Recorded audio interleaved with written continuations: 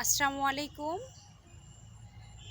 আশা করি আপনারা সবাই ভালো আছেন। আজকে আমি চলে এসেছি আপনাদের সাথে আমাদের বাড়িতে যে পতিত জমি বা আমাদের যে পুকুর আছে, পুকুরের পাড়ে আমরা কি সবজি চাষ করে নিজে খাই এবং আশেপাশে ২-৪ জন মানুষকেও দিয়ে খাওয়ার চেষ্টা করি, সেসব বিষয়ে আপনাদেরকে তুলে ধরব।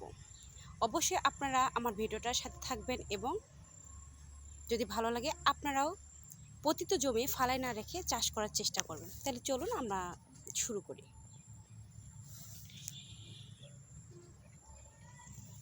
দেখেন, আসলে আমাদের এটা হচ্ছে এই যে পুকুর, আমাদের ছোট্ট একটা পুকুর।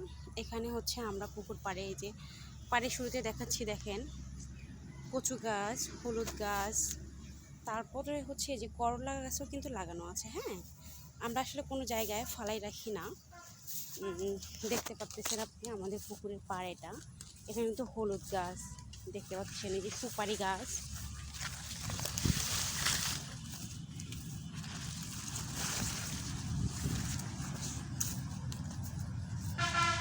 তারপর হচ্ছে এগুলো কিন্তু আগ গাছ, ঠিক আছে। আমরা আসলে কুষার বলি, আপনারা কি বলেন অবশ্যই কমেন্ট করে জানাবেন। এটাও কিন্তু আমাদের পুকুরে পাড়ে আছে।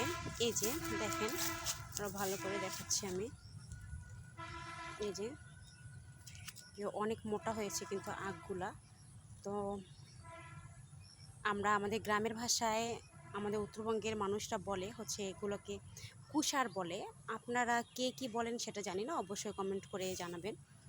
তো দেখেন, আমাদের পুকুরে আমি 4-5টা আজকে আপনাদের সাথে শেয়ার করব যে আসলে আমরা কোনো কিছুই ফালাই রাখি না, আমাদের পাড়ের আসলে কোনো কিছুই আমরা ফালাই রাখি না, কিছু না কিছু চাষ করি। তো এই জন্য আপনাদের সাথে ভাবলাম শেয়ার করি। দেখেন,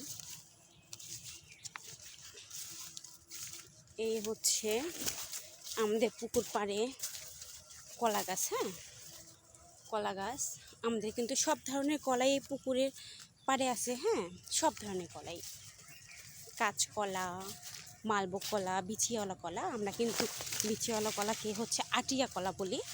আপনারা কি কলা বলেন অবশ্যই জানাবেন। দেখেন, আমরা কিন্তু এই যে পাট গাছ কিন্তু উপরে হিরে যে পাড় আছে পুকুরে, সে পাড়ে কিন্তু এই পাট গাছ লাগাইছি।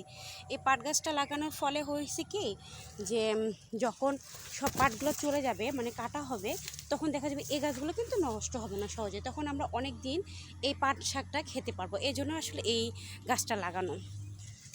এই যে আমাদের পাটটা ভেঙে গেছে, এখানে গরুর ঘাস লাগানো ছিল, তো বর্ষার সিজনের জন্য পাটটা ভেঙে নিচে চলে গেছে।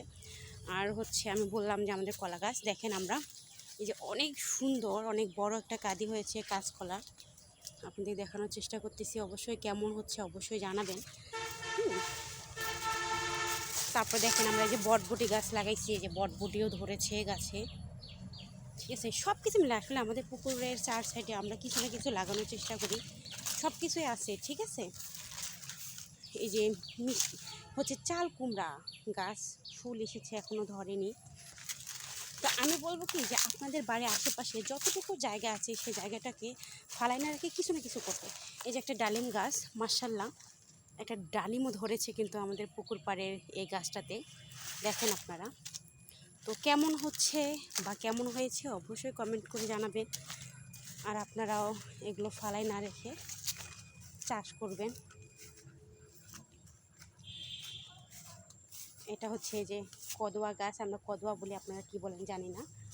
তো এটাও হয়েছে, তার থেকে আরও বেশি অনেক কিছু গাছে আছে আমাদের পাড়ে সব কিছু। এই যে মরিচ গাছ, অনেক সুন্দর কিন্তু আমাদের মরিচ ধরেছে, এটাও কিন্তু আমাদের পুকুর পাড়েই, ঠিক আছে।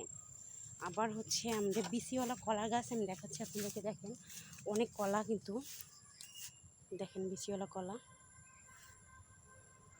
এই তো আমাদের পুকুরের 4 সাইডটা আপনাদেরকে দেখাইলাম। তো কেমন হয়েছে অবশ্যই জানাবেন। আর আপনারাও কোনো জায়গা ফাঁকা রাখবেন না, সব কিছু নিজে চাষ করে খাওয়ার চেষ্টা করবেন এবং আপনার আশেপাশে যারা আছে তাদেরকেও দিয়ে খাওয়ার চেষ্টা করবেন। আজকে এই পর্যন্ত বিদায় নিচ্ছি, আল্লাহ হাফেজ।